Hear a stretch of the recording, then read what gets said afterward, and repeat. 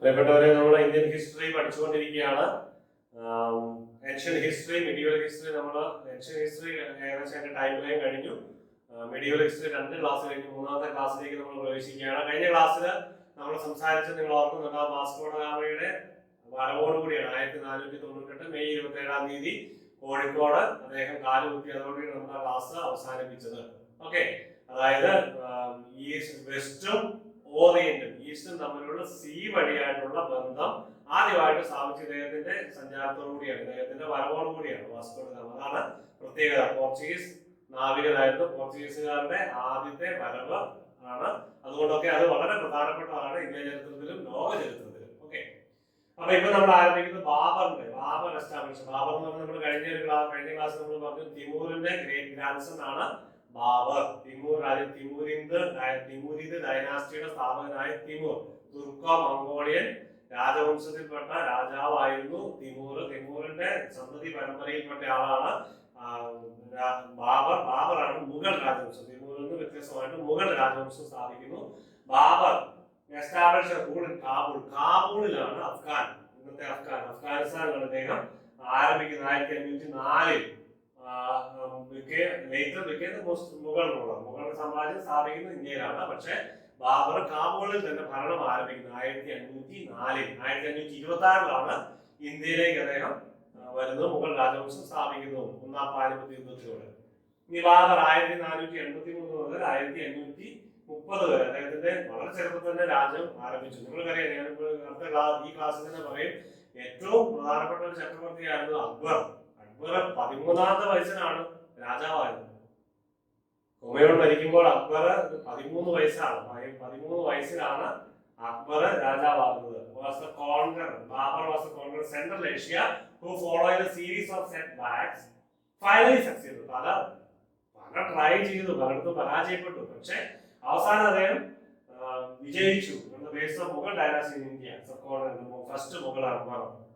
അപ്പം ഇദ്ദേഹം രാജാവായിട്ട് പലതരത്തിലുള്ള പ്രവർത്തനം നടത്തി. പക്ഷെ പലപ്പോഴും പരാജയം. അതുകൊണ്ടാണ് പരാജയത്തിൽ നിന്നാണ് വിജയം ഉണ്ടാകുന്നത് പറയുന്നത്. ഇങ്ങനെയൊക്കെയുള്ള രാജാക്കന്മാരൊക്കെ ഇങ്ങനെ തന്നെയാണ് മുന്നോട്ട് കയറിയത്. He was the direct descendant of Turko Mongolian conqueror Timur. നമ്മൾ പറഞ്ഞു. ഓക്കെ, ചെങ്കിസ് ഖാനും അതൊക്കെ നമ്മൾ കഴിഞ്ഞ ക്ലാസ്സിൽ പറഞ്ഞതാണ്. അവരുടെയൊക്കെ ആ സന്തതി പരമ്പരയിലാണെങ്കിലും എല്ലാവരും. ഓക്കെ, ഇനി ക്യാപ്റ്റൻ അൽഫോൺസോ ദെ ആൽബുക്കർക്കെ, അങ്ങനെയായിരിക്കും വായിക്കുന്നത്. അൽഫോൺസോ ദെ ആൽബുക്കർക്കെ 2ാമത് വാസ്കോ ഡ ഗാമയുടെ ശേഷം വന്ന ക്യാപ്റ്റൻ ആയിരുന്നു. Vasco da Gama succeeded by Captain General Alfonso de Albuquerque. Okay, Alfonso de Albuquerque, Duke of Goa, was a Portuguese general, a great conqueror. 1510, a statesman of empire. ഈ സമയത്ത് ഗോവയിലേക്ക് shift ചെയ്യാണ്. കോഴിക്കോടും കൊച്ചിയും base ചെയ്തുകൊണ്ടായിരുന്നു പോർച്ചുഗീസുകാരുടെ ആക്രമണത്തിന് തുടക്കം.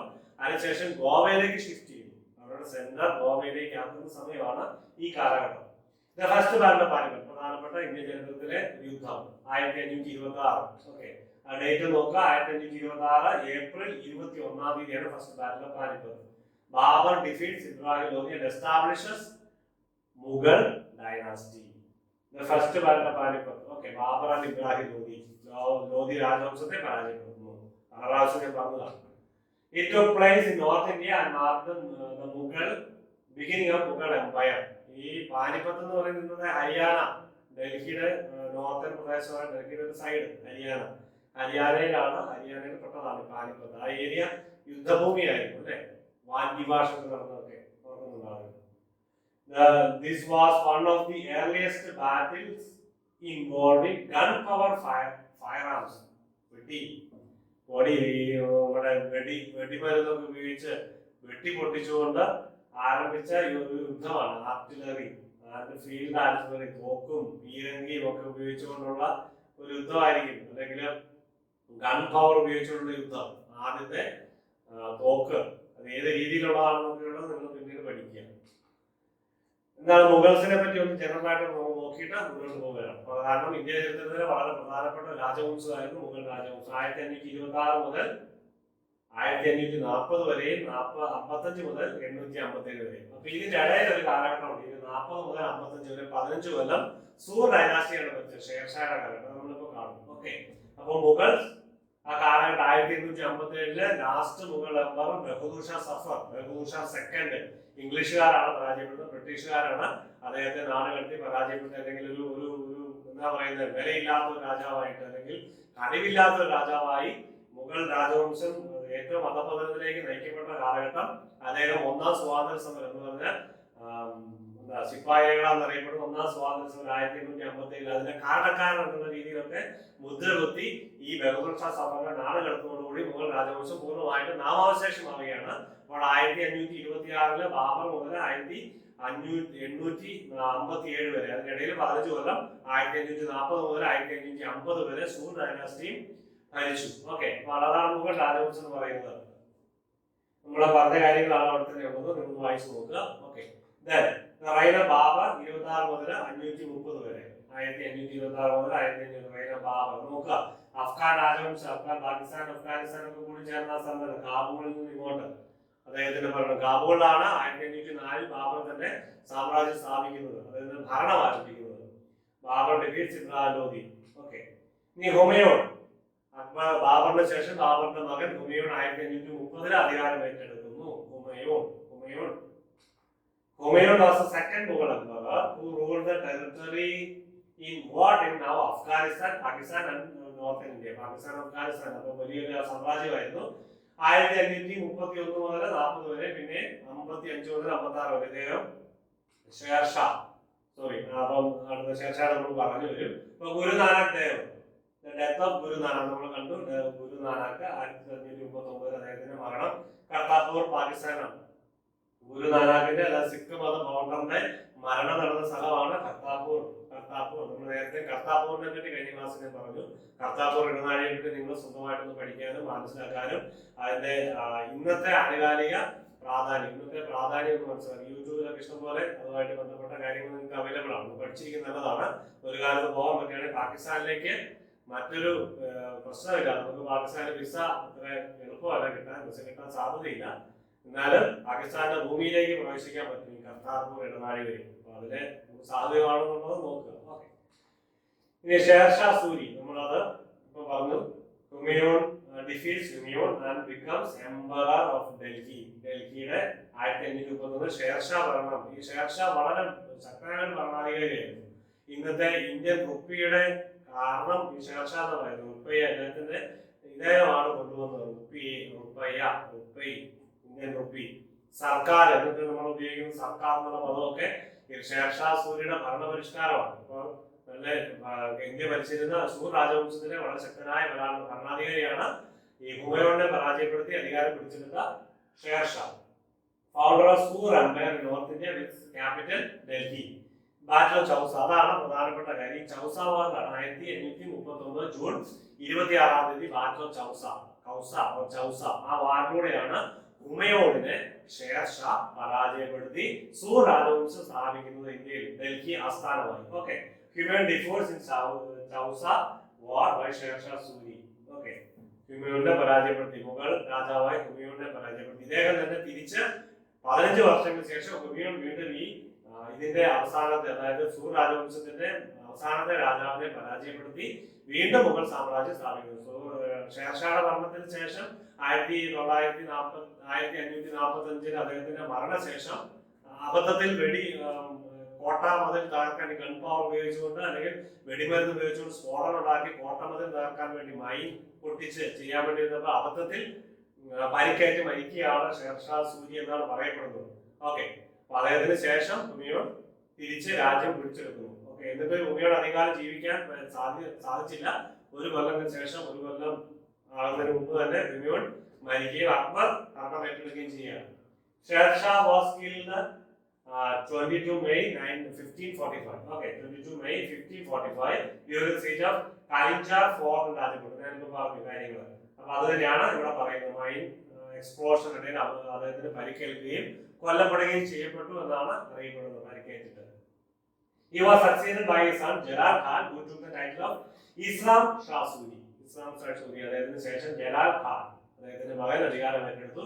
ഇതാണ് ഷേർഷായുടെ കാലത്തെ rupee. Okay, റുപ്പിയുടെ introduce ചെയ്തത് ഷേർഷായാണ്. കാലഘട്ടം ഓർക്കുക. ഹുമയൂൺ റിക്കവേഴ്സ് ഡൽഹി ത്രോൺ 1551 ഹുമയൂൺ തിരിച്ചെടുത്തു നമ്മൾ പറഞ്ഞു. Adil Shah Suri was 7th and 500. ഈ ആദിൽ ഷാ സൂരിയിൽ നിന്നാണ് ഹുമയൂൺ വീണ്ടും അധികാരം പിടിച്ചെടുക്കുന്നത്. He was the brother of Sikandar Shah Suri who ruled over the region east of Delhi after Sikandar Shah Suri was defeated by Humayun in 1555. Death of Humayun and ascension of Jalaluddin Akbar. Jalaluddin Akbar എന്നാണ് അക്ബറിന്റെ പേര്. 1556 അക്ബർ ഭരണം ഏറ്റെടുക്കുന്നു. 1604 വരെ വർഷങ്ങൾ 50 കൊല്ലക്കാലം 50 വർഷത്തോളം ഭരണം നടത്തിയ ശക്തനായ മുഗൾ രാജാവായിരുന്നു അക്ബർ. ഓക്കെ, അദ്ദേഹം 13ാമത്തെ വയസ്സിലാണ് അധികാരം വരുന്നത്. ഈ കാലഘട്ടത്തിൽ അദ്ദേഹത്തിന് 13 വയസ്സ് മാത്രമേ ഉണ്ടായിരുന്നുള്ളൂ. ഓക്കെ, ആദ്യം ബൈറാം ഖാനൊക്കെ അദ്ദേഹത്തെ സഹായിച്ചു. അദ്ദേഹത്തിന് 2 ജനറൽമാരായിരുന്നു. ഈ സെക്കൻഡ് ബാറ്റിൽ ഓഫ് പാനിപ്പത്ത് അക്ബറിന്റെ കാര്യത്തിൽ ആദ്യത്തെ പാനിപ്പത്ത് 1526, രണ്ടാമത്തെ 1556. അദ്ദേഹം ഭരണം ഏറ്റെടുക്കുന്നതിന്റെ യുദ്ധത്തിലാണ്. അക്ബറിന്റെ 2 പ്രധാനപ്പെട്ട വിശ്വസ്തരായ ജനറൽമാരായിരുന്നു ഈ കുഞ്ഞു അക്ബറിന് വേണ്ടി 13 വയസ്സായ ടീനേജറായ അക്ബറിന് വേണ്ടി ഭരണം നടത്തുന്ന അല്ലെങ്കിൽ യുദ്ധങ്ങൾ മുന്നോട്ട് കൊണ്ടുപോയത്. അബ്ദുൽ ഫത്ത് ജലാലുദ്ദീൻ, അത് മുഴുവൻ നോക്കാം. Abdul Fath Jalaluddin Muhammad Akbar, popular known as Akbar first. 1542 അദ്ദേഹം ചേർന്നത്. ഓക്കെ, 1556 വരുമ്പോൾ അത്രയും വയസ്സില്ല, 13-14 വയസ്സ്. Was Mughal emperor from 1556. Okay, he was the third and one of the greatest ruler of Mughal dynasty in India. നമുക്ക് അറിയാവുന്ന കാര്യങ്ങളാണ്. Akbar succeeded his father Humayun under a great regent Bairam Khan, who helped the emperor expand and consolidate Mughal domains in India. Strong personality and a successful general, Akbar gradually enlarged the Mughal empire to include nearly all of the Indian subcontinent north to Godavari River. Godavari River വരെ അദ്ദേഹത്തിന്റെ ഇന്ത്യയിലെ ഭരണ അല്ലെങ്കിൽ രാജ്യം വിപുലമാക്കുകയാണ്, ശക്തനായി പിടിച്ചെടുക്കുകയാണ്.